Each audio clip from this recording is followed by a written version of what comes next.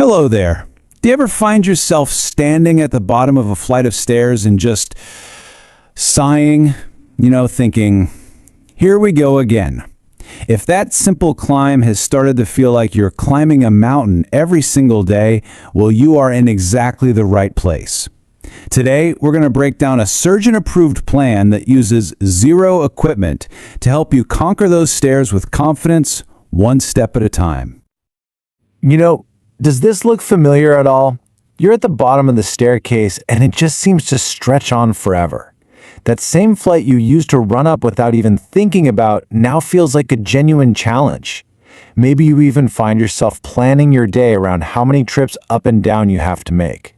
It's a really frustrating feeling, and it can really start to chip away at your independence.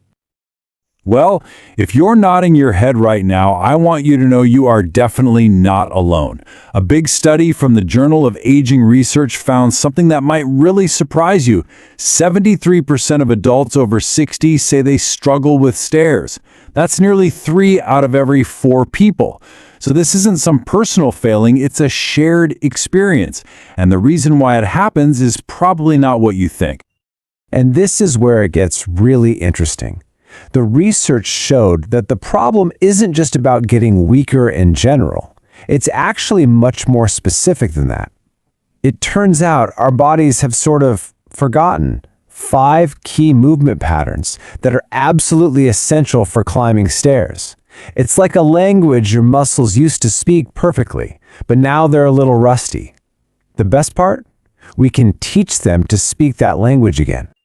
So, here's our game plan for today.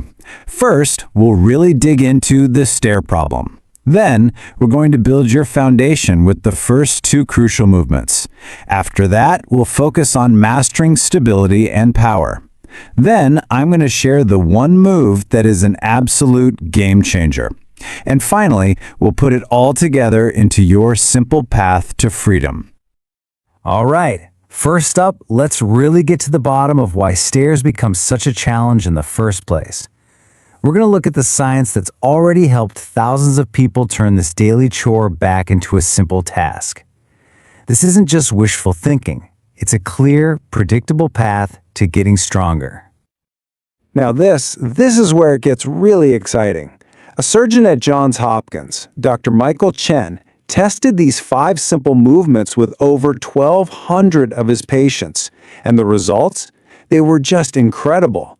In just 8 weeks, 89% of them, almost 9 out of 10, said they could climb stairs with the same ease they had decades ago.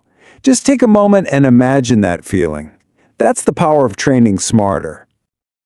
Okay. Let's get right into the movements, starting with our foundation.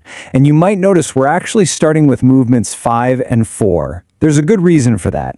Think of these 2 as the absolute bedrock for everything else we're going to do. They build the endurance and the control you need for every single step you take. Our first foundational move is called the wall sit hold. Now, it looks pretty simple, but don't let that fool you. This exercise is a secret weapon. It targets a very specific kind of strength in your thighs and glutes that's absolutely critical for stairs. A kind of strength that most other exercises just completely miss. So, what's the science here? It's all about something called isometric endurance. Fancy term, but it's a simple idea. When you're climbing stairs, for about 40% of the time, your muscles aren't moving. They're just holding you in place. They're in a static hold. Exercises like squats are great for the moving part, but they don't train this holding strength. The wall sit does, and that's exactly why it works so well. Okay, let's walk through this nice and slow. First, find a sturdy wall and stand with your back flat against it. Now, walk your feet forward about 2 feet, keeping them about shoulder width apart. From there, just slide your back down the wall until your thighs are parallel with the floor, like you're sitting in an invisible chair. The most important part here is to look down and make sure your knees are directly above your ankles, not drifting out past your toes. Press your lower back into the wall and hold. Start with just 20 seconds, and please remember to breathe. All right, next up is the step down. And this one might actually surprise you. We tend to think that climbing up the stairs is the hard part, right? But what the research tells us is that controlling your movement on the way down is actually even more important for your safety and your confidence. The reason is something called eccentric muscle control. Now, that sounds complicated, but all it really means is your muscles are acting like brakes. Think about slowly lowering a heavy bag of groceries to the floor. Your muscles are getting longer, but they're still under tension. Well, going down the stairs requires 3 times more of this braking strength than going up. It's usually the first type of strength we lose, and it's why coming downstairs can sometimes feel so wobbly or jarring. Here's how to do a step down perfectly. Find your bottom stair or a small, sturdy step. Stand on it with just your right foot. The absolute key here is to go slowly. I want you to count 1, 2, 3. As you lower your left foot all the way down until your toes just barely kiss the floor. Then push all the way back up through your right heel. Try to keep your chest up and your eyes looking straight ahead the whole time. That helps with your balance. Wonderful. So now that we've built that solid foundation, we're ready to work on stability and power. These next 2 movements are all about getting rid of that side-to-side wobble and giving you the kind of strength that makes you feel solid and secure on every single step. So next, we have the standing hip abduction. These muscles on the sides of your hips are the true unsung heroes of stair climbing. In fact, one study found that the strength of these little muscles is the #1 predictor of how confident you feel on stairs. Why? Because they're what stop you from swaying from side to side. They keep your pelvis level and stable. To do this, stand right next to a wall so you can place a hand on it for balance. Start with your feet together. Now shift all of your weight onto your left leg. Keeping your right leg perfectly straight, I want you to slowly lift it out to the side. Don't lean your body. Just lift the leg about a foot or so, just until you feel that muscle on the side of your hip engage. Hold it there for 2 seconds, and then lower it back down with control. It's not about how high you can kick. It's all about that slow, controlled motion. And here we are at movement number 2, the simple sit to stand. And trust me, this one is so much more powerful than it looks. Researchers actually found that the muscle activation pattern, the way your muscles fire in a proper sit to stand, is 87% identical to climbing a stair. You are literally practicing the motion of stair climbing from the safety and comfort of your living room chair. So let's do this the right way. Find a sturdy chair. A dining room chair is perfect. Sit right on the edge with your feet flat on the floor. Now, cross your arms over your chest so you're not tempted to use them. Here is the most important part. Lean your upper body forward until your nose is over your toes. From that position, drive through your heels and stand all the way up.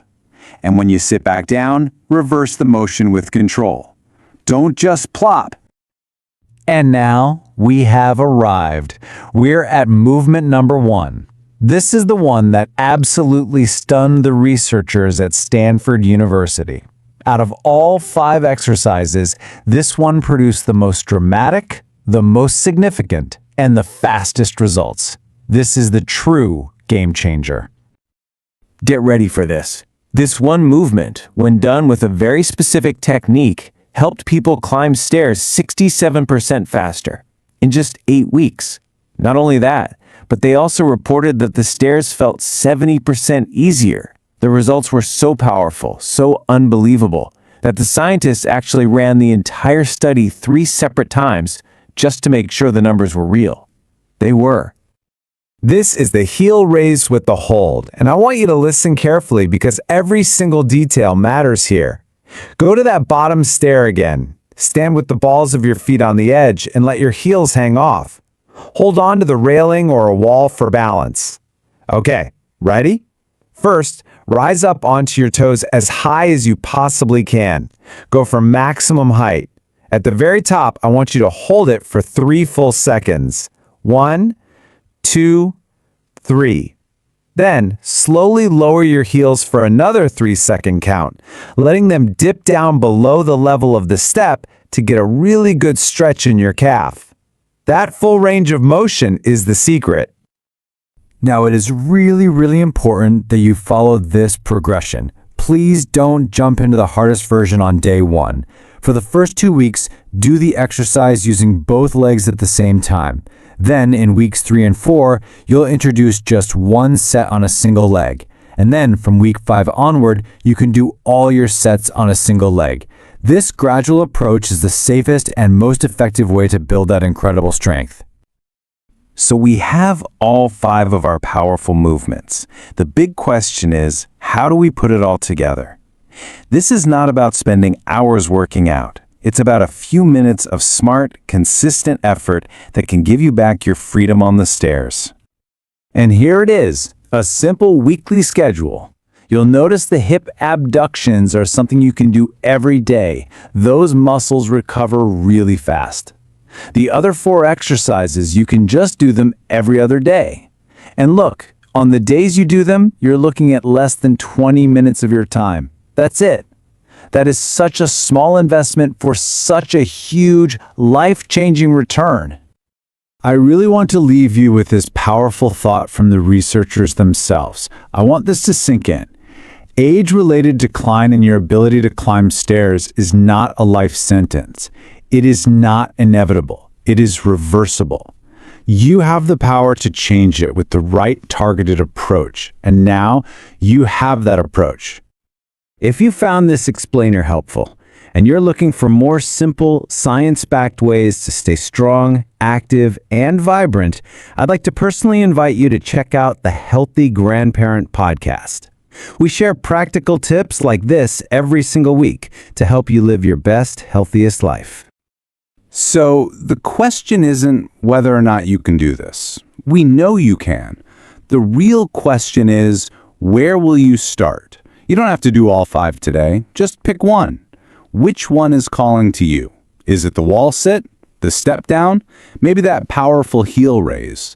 Whatever you choose, let today be the day you take that first step towards conquering the stairs for good.